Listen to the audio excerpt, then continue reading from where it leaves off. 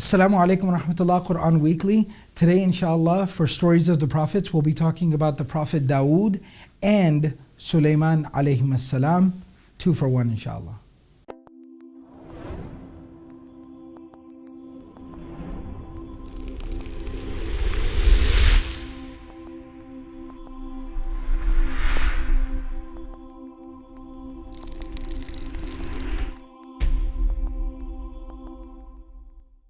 In the Quran, Allah subhanahu wa ta'ala tells us about many different prophets. And Allah subhanahu wa ta'ala tells us about some prophets where there is a father-son relationship, brother-brother relationship. So there are even some very interesting dynamics and relationships between some of the prophets that are taught to us in the Quran. One of these pairs of prophets that is spoken about in the Quran at multiple places is the Prophet Dawud, who is the father, and his son Sulaiman alayhim as-salam. David and Solomon. Dawud and Sulaiman alayhim as-salam. One of the very fascinating, for me personally, one of the very fascinating stories about this father-son duo that is mentioned in the Quran is in Surah number 21, Surah Al-Anbiya, ayahs 78 and 79. Allah subhanahu wa ta'ala says, وَدَاوُودَ وَسُلَيْمَانَ إِذْ يَحْكُمَانِ فِي الْحَرْثِ إِذْ نَفَشَتْ فِيهِ غَنَمُ الْقَوْمِ وَكُنَّا لِحُكْمِهِمْ شَاهِدِينَ. So here's the backdrop of the story. There are two individuals. One of them has a farm. The other one, he has like a herd, a flock of goats and sheep, livestock. What ends up happening is during the nighttime, maybe the gate gets left open or they knock part of the fence down, but the livestock, the animal, spills out onto the farmland of the neighbor, and they end up eating and tearing through all of his crop. And when they wake up in the morning, they find they've ruined all of his crop, his harvest, all of his farm has been ruined, and the animals are all over the place. So they go to Dawud alayhi salam, who is the king, the father, prophet of Allah, to settle the matter. He hears their case out and he basically says, well, let's estimate the value of the animals versus the crops that were damaged. And what they end up finding out is that the animals are worth pretty close to, what the crop would have been worth if it hadn't been destroyed. So he basically says, Gentleman B, who owns these animals, in retribution for your animals damaging the harvest, the crop of your neighbor, the farmer, he will basically be given your animals. You will transfer the ownership of the animals over. Case settled. Thank you very much. That's it. As they're leaving the courthouse, and the narration mentions that, obviously the farmer is at least grateful that a decision's been made, but he doesn't really know what to do with these animals. And then the man, the shepherd who has to give all his animals up, is very distraught. Like, this is everything I own. Sulaiman alayhi salam, a young man, the son, a prophet of Allah, is sitting at the back of the court, and he says, Father, if I may offer a suggestion. He says, absolutely, what do you have to offer?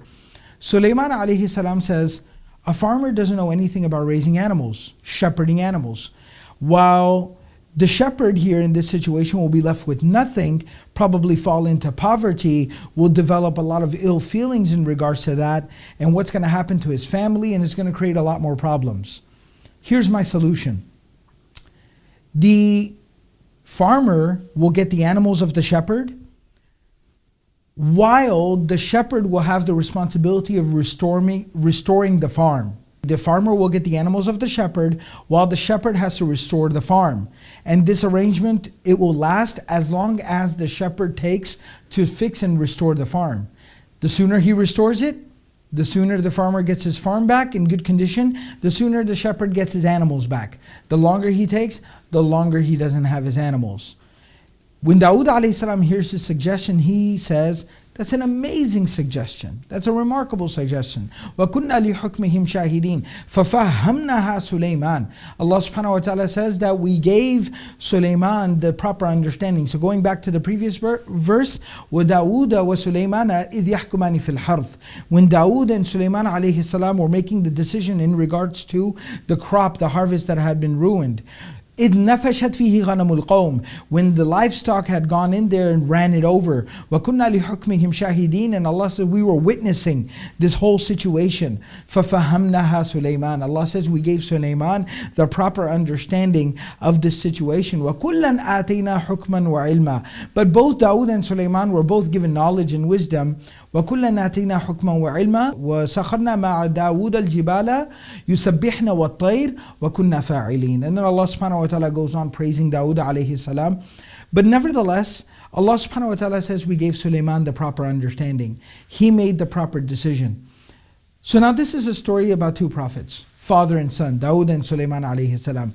Why did I choose to talk about this story, and why am I fascinated by this mention of these two amazing prophets, father and son? It's because I think there are so many lessons that we can take from here, as is the objective of us learning about all these prophets. What are some of the lessons here? You have an older person, right? A community leader. A lot of experience, a lot of wisdom. But his experience, his wisdom, and his authority does not prevent him from being open to suggestions from people younger than him. Forget about taking a suggestion from somebody younger than you. Those of you who are parents, you know, taking a suggestion from your own child requires a great amount of humility. I can tell you, I'm a father, so if my daughter came and tried to correct me, I'd be like, I was changing your diapers, right? I have changed your diapers, like official rule.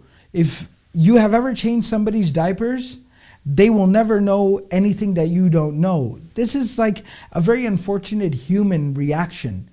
But Dawud alayhi salam, a great prophet of Allah, shows us that somebody older, wiser, knowledgeable, experienced, authoritative, should never close themselves off, should never deprive themselves of newer, fresher ideas from other people, younger people. A father who is a prophet of Allah is so open to the suggestion of his son. So that's the first lesson we learn here. Number two, a lot of times we have young people who got great, fresh, new ideas of doing some stuff in the community or whatever the setting may be. We see Sulaiman alayhi salam, he doesn't go in there and say, you're wrong, this makes no sense, this is dumb. He doesn't behave that way. He's got manners, he's got etiquette, and he is extremely respectful. If young people want their suggestions to be heard, they want their ideas to be taken seriously, they have to carry themselves accordingly.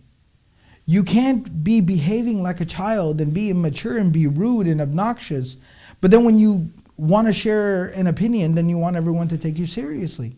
You have to act in accordance with what you're trying to communicate. So it's just such a profound lesson about family relationships, the dynamics within the home between parents and children, and just in general across the board in communities, how the youth are meant to deal with the older generation, and vice versa, how the older generation should be embracing and accommodating the youth. So I just find a really beautiful example of this in this story, and I hope and pray everyone, inshallah, is benefiting from the Stories of the Prophet series.